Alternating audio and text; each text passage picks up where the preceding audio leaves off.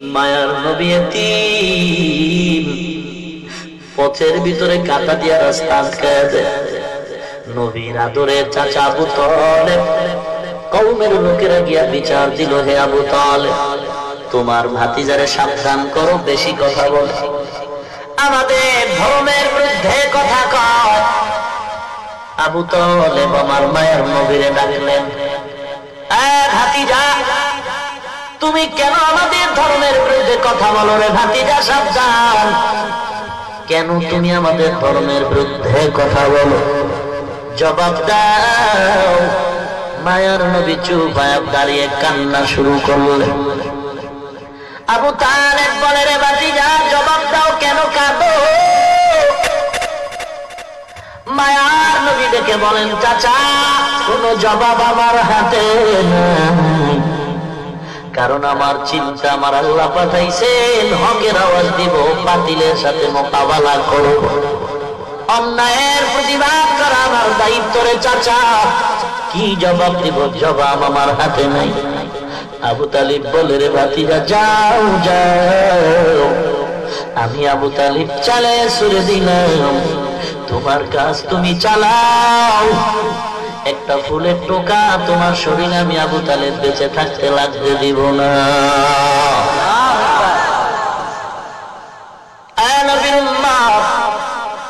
আল্লাহর নবী বলেন, হে উম্মত, দুটো জিনিস আমি তোমাদের মাঝে রেখে গেলাম, ভালো করে ধরো, যদি ধরে রাখতে পারো কোনো ভয় নাই, কোনো চিন্তা নাই, মুনাফিকের দল তোমার ঈমান কেড়ে নিতে পারবে না। এক নাম্বার, দুই নাম্বার, দুটো জিনিস ভালো করে খেয়াল করেন। মায়ার নবীর হাদিস পড়েছি খুতবায়, আবার পড়ি, খেয়াল করবেন। قال رسول الله صلى الله عليه وسلم تركت فيكم أمرين لن تضلوا ما تمسكتم بهما كتاب الله وسنة رسوله। দুটো জিনিস রেখে গেলাম, ধরে নাও, কোনো ভয় নাই। নৌকা চলে নদীর মাঝে, হঠাৎ যদি ডুবে যায়, স্টিমার ডুবে যায়, নদীর মাঝে যদি তুমি নৌকা হারিয়ে ফেলো, বিপদমুখী হও, এমন কঠিন মুহূর্ত, এমন কান্না শুরু হয়ে যায়, ওই সময় যদি একটা কলা গাছ তার হাতের মধ্যে দেওয়া হয়, বান্দার কলিজা বড় হয়ে যায় খুশির কারণে। এই কলা গাছ দিয়ে আমি আস্তে আস্তে করে হলেও তো কিনারায় যেতে পারবো। এ নবীর উম্মত, কলা গাছ আমার আসল কিছু না, আমি কিনারায় যাওয়ার একটা মাধ্যম। পীর আমার আসল না, পীর ধরলাম জান্নাতের পথ চিনার একটা মাধ্যম। মাযহাব আমার আসল না, মাযহাব মানি কেন বলে আমি মূর্খ, আমার ইলম নাই, আমল নাই, অতএব আমি বড় বিচক্ষণতার জ্ঞানও আমার নাই, আমি পেশ বুঝি না, জান্নাতের সহজ পথ চিনার জন্য একটু মাযহাব অনুসরণ করি। হে মুমিন, কারণ মন মতো জিন্দেগি চালানো যাবে না, মন মতো জীবন চালাইতে গিয়া কেউ নাজাতের রাস্তা খুঁজে পায় নাই, অতএব কারো না কারো মুরব্বি মেনে চলতে হবে। মুরব্বি ছাড়া যারা চলবে তারা জাহেলিয়াতের মতো ধ্বংস হয়ে যাবে। যার কোনো মুরব্বির প্রয়োজন মনে করে না, ইবলিস কিন্তু মরে নাই, ওই ইবলিস এসে ওই বান্দার মুরব্বি হয়ে যায়। ইবলিস সিনার ভিতরে ঢুকে রগে রগে দৌড়ায়, দৌড়ায় দৌড়ায় ধোঁকা দেয়, আমি বড় আলেম, আমি বড় মুফতি সাহেব, আমি বড় মুহাদ্দিস সাহেব, আমি তো বড় কিছু জানি, আমার কত বড় টাইটেল, আমার মতো বক্তা কেউ নাই, আমার মতো আলেম কেউ নাই, আমার মতো মুহাদ্দিস কেউ নাই, সব দিক দিয়ে তাকায় দেখি আমি সবার বড়, আমি সবার বড়। এরে পাগলা, বড় যে বড় আছে তুমি জানো না, وفوق كل ذي علم عليم। আল্লাহ কোরআনে বলেন, বড়র বড় আছে, বড়র দাদায় ডেকে বলে, নাতি একটু দেখ আমার বয়সের সীমানাটা কত। নাতি বলে, দাদা কি পাগল হয়ে গেছে, স্ক্রু ঢিল হয়ে গেল নাকি? আমার বাবার হায়াত আমি জানি না, দাদা তোমার হায়াত কেমনে জানবো? নাতি ডায়েরি খোল, ডায়েরি তালাশ করলে তুই আমার হায়াতের সীমানা পাবি। ডায়েরি খুলে নাতি হিসাব করে বের করলো। দাদা তুমি বড্ড খুশি হয়ে যাইবা শুনলে। বয়স কত হে নাতি আমার? বলে, আমার বয়স 100 উপরে চলে গেল। দাদায় বড্ড খুশি হয়ে বলে, তাহলে জমিনের মধ্যে তো আমার থেকে বড় কেউ নাই, আমি তো বিশ্ব বরেণ্য আশিক রাসূল সুফি সম্রাট, তাহলে আমার মতো আর বড় আছে গেলে? এখন দুনিয়াতে ঘুইরা একটু নাতি পুতিরে দেখা নেই, আমার সবাই ছোট, আমার মতো বড় কেউ নাই। চল নাতি চল। নাতির হাতটা ধরছে এক হাত দিয়া, আর এক হাতে একটা বেতের লাঠি নিয়ে দাদায় পায়চারি করতেছে, হাঁটতেছে, গ্রাম ঘুরতেছে, আমার মতো বড় কেউ নাই। অতএব যারে দেখ উল্টা পাল্টা তারই আমার ভক্ত বানানো। হাঁটতে হাঁটতে মারেফতের খানকা বটগাছ তলায় হাজির। কিসের খানকা? মারেফতের খানকা। বলে কেন? বলে বটগাছে যেমন জ্বর, মারেফতওয়ালাদের চুলের ভিতরেও তেমন জ্বর। আর অধিকাংশ বটগাছের গোড়ায় আসর মিলায় দেখবো লাল শালু বিন্দায়। কথা বলেন না কেন? দাদা নাতির নিয়ে বটগাছ তলা মারেফতের খানকায় গিয়ে দেখে রেড সিগন্যাল। দেখছেন রেড সিগন্যাল মানে কালো, লাল লাল বড় খারাপ, লাল সিগন্যাল বড় খারাপ। রাসূল বলে, যার বাড়ি লাল কাপড়ের নিশান থাকবে জাহান্নামের আলামত। বুঝো পাবলিকের গোষ্ঠী, বুঝো। বন্ধদেরকে যেদিন বলবে তোরা কেন এদের ধোঁকা দিছো, বন্ধরা বলবে, রে আল্লাহ আমি তো নিষেধ করছিলাম। তার মানে কেমনে করছো? লাল কাপড় দিয়া বলছিলাম আসবি না, রেড সিগন্যাল। এই যে আমি লাল কালারের রুমাল পরি, একস লাল রঙের রুমাল পরাও পুরুষের জন্য নিষেধ। লালের সাথে সাদা মিক্স আছে, এজন্য কোনো নিষেধ নাই। অতএব লাল লাল একস লাল নিরেট লাল ব্যবহার করা নিষেধ। হে মুমিন, লাল দুনিয়াওয়ালাদের জন্য সিগন্যাল ভয়ানক। লাশের গাড়ির বহরে লাল পতাকা। কথা বলেন না কেন? লাল পতাকা দেখলেই মানুষ ভয় পায়, ওখানে গেলে বিপদ। বিপদ একজন আর হইছে, জন্য লাল কাপড় দিছে। অমুমিন দাদায় তাকায় দেখে পুরা বটগাছ তলা বয়া বয়া কান্না করে। নাতিরে কয়, দেখ কেন কাঁদো? তাকায় দেখে ডাইনে বামে, চেহারার সাইজ দেখে মনে হয় দাদার থেকেও বুড়া। দাদায় বলে, রে কপাল বুঝি ঘুরছে, মনে করছিলাম আমার থেকে বড় কেউ নাই, আমি বড় বিশ্ব আশিকে শয়তান, আমি বড় সুফি সম্রাট, আমি মুজাদ্দিদে জামান, আমার মতো বড় কেউ নাই। বটগাছ তলা তাকায় দেখি আমার থেকেও বুড়া। কিরে বুড়া কেন কাঁদো? বুড়া বলে, কান্দি এমনে না, বাবায় জনমের মতো মাইর দিছে। নাতি কই, তুই কই শুনছ এই বুড়ো নাকি বাপ আছে? কপাল বড় খারাপ। এইবার বাবারে না দেখা মরমু না, মনে করছিলাম জঙ্গলে বাঘ নাই, সিংহ নাই, মনে করেছিলাম জঙ্গলে বাঘ নাই, সিংহের গর্জনে ঢুকতেই পারতাম না জঙ্গলে। এমন না, সিংহের গর্জন দিয়েছিলেন শাইখুল হাদিস আল্লামা আজিজুল হক রাহমাতুল্লাহ আলাইহি। নাই নাই, বেঈমান নাস্তিক বড় খুশি, জঙ্গলের সিংহ মরে গেছে, আমগো মাস্তানি বেড়ে গেল। বাননের মাস্তানি বাড়লো, শিয়ালের মাস্তানি বাড়লো। কয় না, তুই সাবধান হয়ে যা, সিংহর গর্জন তুই শুনো না, এখনো তুই তার পাও নাই, জঙ্গলে বুঝি কেউ নাই, কেউ নাই, সামনে আগা। দাদা সামনে গিয়া বাবারে জিজ্ঞাসা করে, বাবা ও চাচা, বটগাছ তলায় মুরব্বী কান্দে কেন? আপনার ছেলে নি? মুরব্বী বলে, হ্যাঁ আমারই তো ছেলে। কত নাম্বার? 9টার ছোটটা। মারছেন কেন? কেন কান্না করে মার দিলেন কেন? কত আর ধৈর্য ধরা যায়? ওর দাদাই বলছিল বাবা মানতে, বাবা মানে নাই, এই জন্য এমন মার লাগাইছি।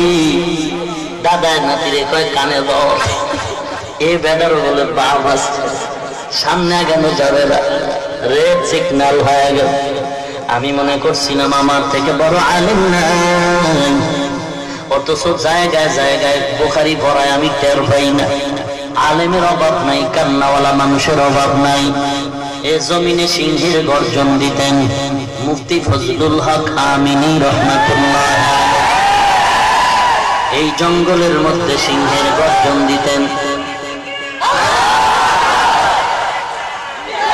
সময় কম ভাই, সময় কম। এই জঙ্গলের মধ্যে সিংহের গর্জন দিতেন। বাঘের বাচ্চা বাঘ, কাফনের কাপড় মাথায় পরিহিত গোলাম, চরমনার জমিনে ঘুমন্ত সৈয়দ ফজলুল করিম রাহমাতুল্লাহ আলাইহি, তিনিও বিদায় হয়ে গেলেন। এ জমিনের আরেক বাঘ বাইতুল মুকাররমের খতীব আল্লামা ওবায়দুল হক রাহমাতুল্লাহ আলাইহি, এরা সব বিদায় নিলেন। সিংহ নাই, জঙ্গল খালি।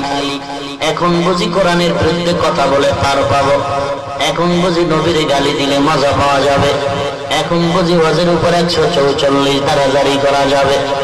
না, নবীর গালি দিয়া পার পাওয়ার উপায় নাই। মনে করেছো সিংহের গর্জন জঙ্গলে নাই, মনে করিস না জঙ্গল খালি হয়ে গেছে। একটু হাতটা বাড়ায় দেখ, জঙ্গলের মধ্যে তুই পা বাড়ায় দেখ, এ জমিনে সিংহ নাই। ভুল কথা, ভুল কথা। যদিও বড় বড় সিংহের গর্জন চলে গেছে, তারপরেও জঙ্গল নিরাপদ মনে করবা না, কারণ আল্লাহর কসম এই সিংহের গর্জন যদিও কমে গেছে, তবে তার হাতে বানানো পোশাক সিংহের বাচ্চাগুলো এখন আছে, কেউ মরে নাই, মরে নাই।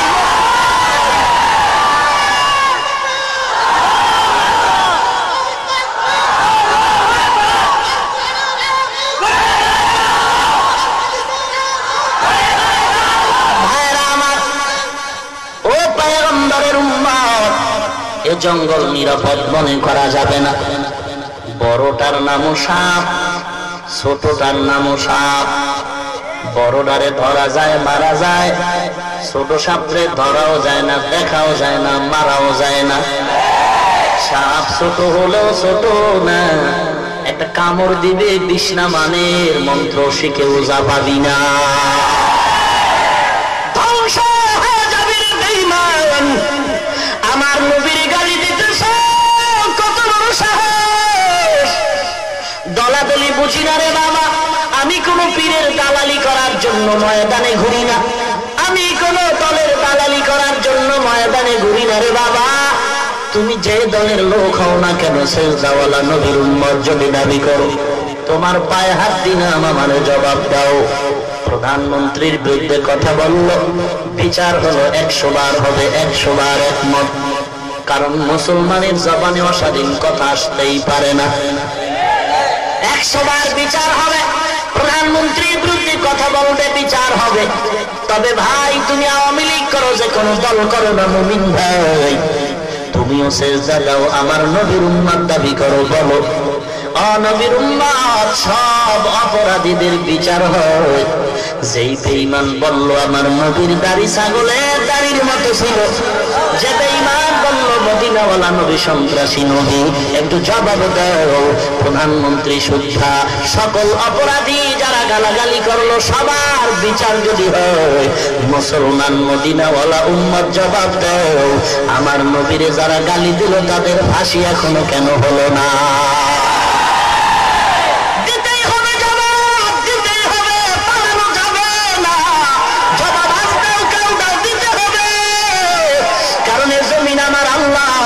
আমরা কারো দালাল না, কারো গোলাম না, কারো দুশমন না। ইমানের দাবি নিয়ে কথা বলি, কোন পক্ষ বিপক্ষ বুঝি না। আমার নবীর গালি দেবে সহ্য করা যায় না।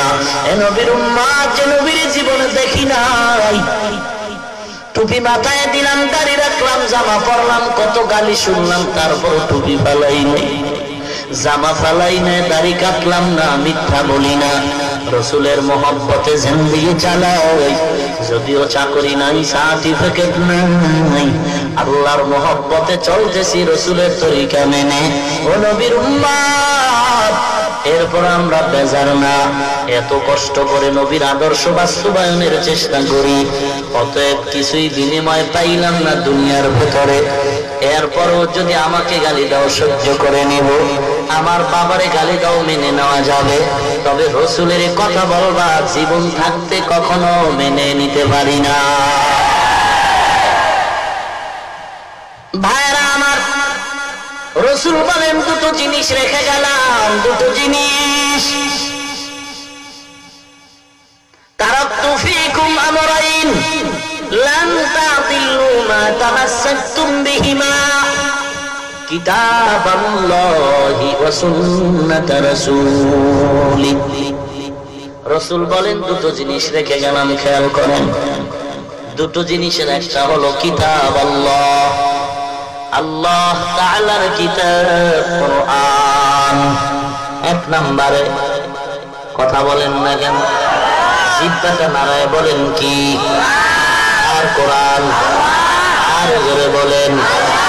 এক নম্বরে কোরআন, দুই নম্বরে কথা বলেন না কেন, এক নম্বরে জিহ্বা নাড়ায় বলেন, দুই নম্বরে আর জোরে বলেন। এক দল বলে হাদিস, আর এক দল বলে সুন্নাত। রসুল কি বলেন? কিতাব আল্লাহ ওয়া সুন্নাত রাসূলি। এক নম্বরে কিতাব আল্লাহ, আল্লাহর কিতাব কুরআন, দুই নম্বরে পয়গম্বরের সুন্নাত। প্রশ্ন হতে পারে হাদিস কেন বলেন নাই, সুন্নাত বলছেন, হাদিস কেন বলেন নাই? এক নম্বর জবাব, হাদিস না বলার কারণ হলো কোরআন এমন একটা কিতাব, কোরআন বললে হাদিস বলার কোনো প্রয়োজন নাই, কারণ হাদিস শরীফ ভিন্ন কিছু না। পয়গম্বরের হাদিস হলো কোরআন শরীফেরই ব্যাখ্যা। এজন্য তাকায় দেখেন বেঈমান নাস্তিকের দলেরা কোনদিন বলে না হাদিস বন্ধ করো, হাদিস বন্ধ করো, হাদিস বন্ধ করে দাও। সমস্ত দুনিয়ার বেঈমান স্লোগান দেয় কোরআন বন্ধ করে দাও, কোরআনের মাদ্রাসায় তালা দাও, কোরআনের ওয়াজে তালা দাও, বক্তার জিহ্বায় তালা লাগাও, কোরআন বন্ধ করো, কোরআন বন্ধ করো, হাদিস বন্ধ করো বলে না, শুধু একটাই বলে কোরআন বন্ধ করে দাও। কারণ বেঈমানের বাচ্চারাও ভালো করে জানে আল্লাহর কোরআন যদি বন্ধ হয়ে যায় অটোমেটিক হাদিসও বন্ধ হয়ে যাবে। দুই নাম্বার কারণ হাদিস না বলে সুন্নতে রাসূল বলার, দুই নাম্বার কারণ হলো হাদিস সমর্থন করা যায়, বাস্তবায়ন করা যায় না। হাদিস মানা যায়, আমল করা যায় না। আমল করতে হলে, বাস্তবায়ন করতে হলে লাগবে নবীর আদর্শের দাড়ি, টুপি, নামাজ, সুন্নাত। হাদিস বাস্তবায়ন করা যাবে না। হাদিসে আছে রাসূল নয় বিবাহ করেছেন, তুমি কি তার আমল করতে পারবা? সমর্থন করি, হাদিস মানি, তবে আমল চলবে না। নামাজের ভিতরে কথা বলা এক সময় হাদিসে লেখা আছে জায়েজ ছিল, এখন যদি কথা বলে নামাজ ভেঙ্গে যাবে। এখন এই হাদিসের আমল চলবে না, মানা যাবে, সমর্থন করা লাগবে। মানতে যদি হয়, আমল যদি করতে হয়, নবীর সুন্নাত আমল করতে হবে।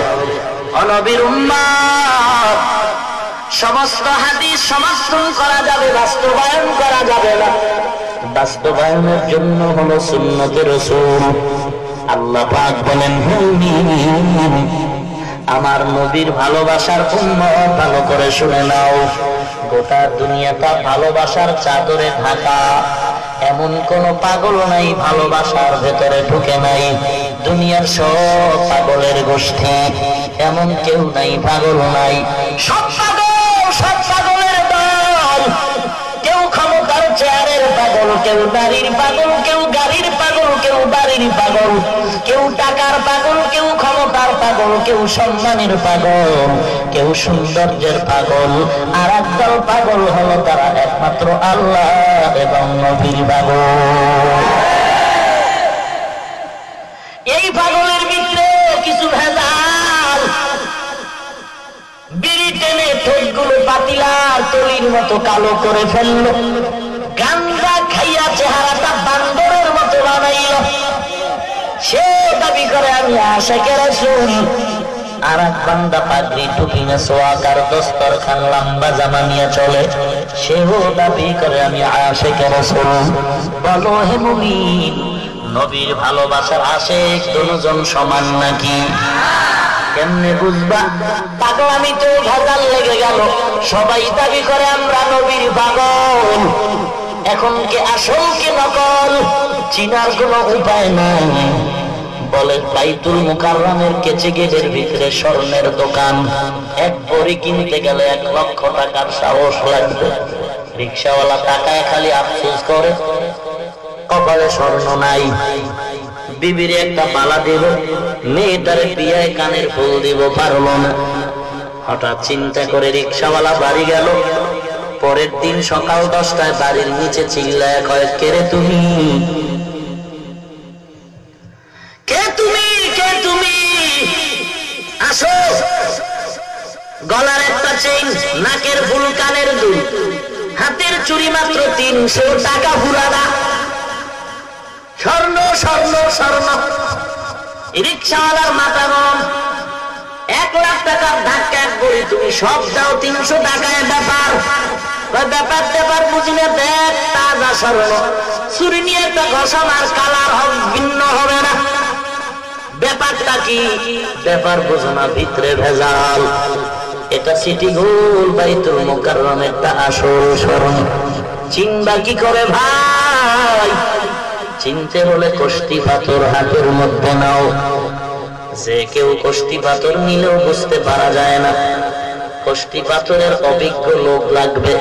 হে মুমিন, সবাই তো আশিক রাসূল দাবি করে, মিলাদের কাম তো আসতে দেয় না, জোরে দেয়। কে নকল কে আসল কেমনে বুঝবা? টুপিও মাথায় দেয়, দাড়িও কম বেশি রাখতেছে।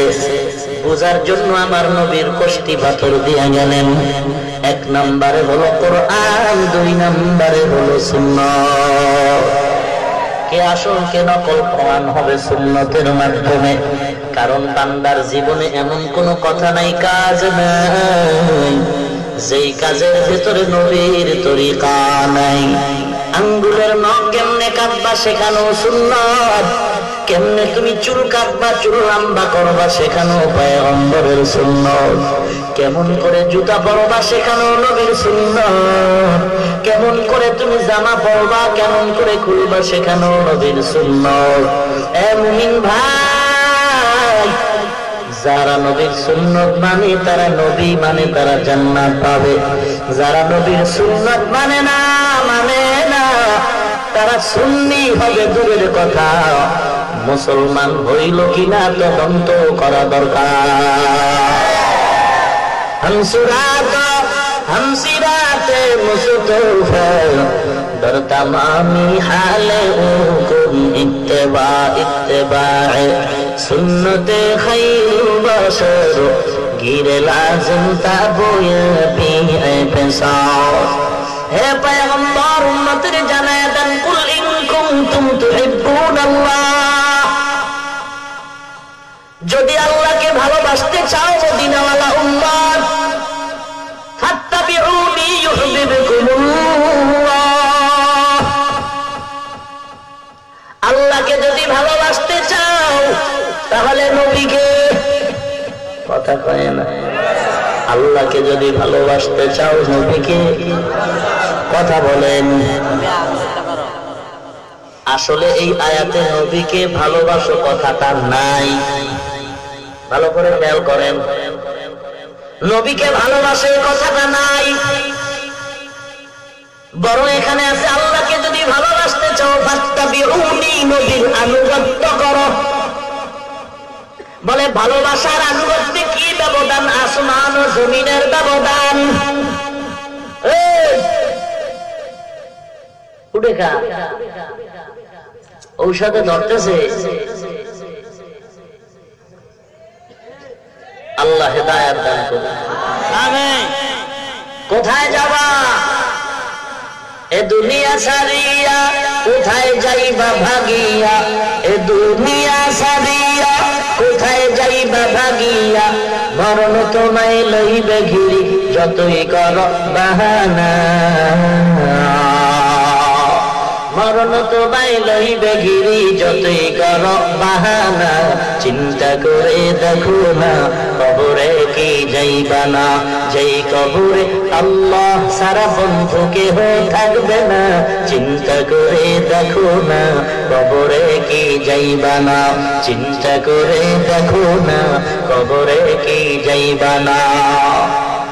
ভাইরা আমার আরেকটু না দোয়া করে দিব, আল্লাহ কবুল করুন। আমিন। আর জোরে বলেন আমিন। আর 10 মিনিটে দোয়া করে ফেলবো রে ভাই, বেশি না, এই কথা কম কম থামবেন না।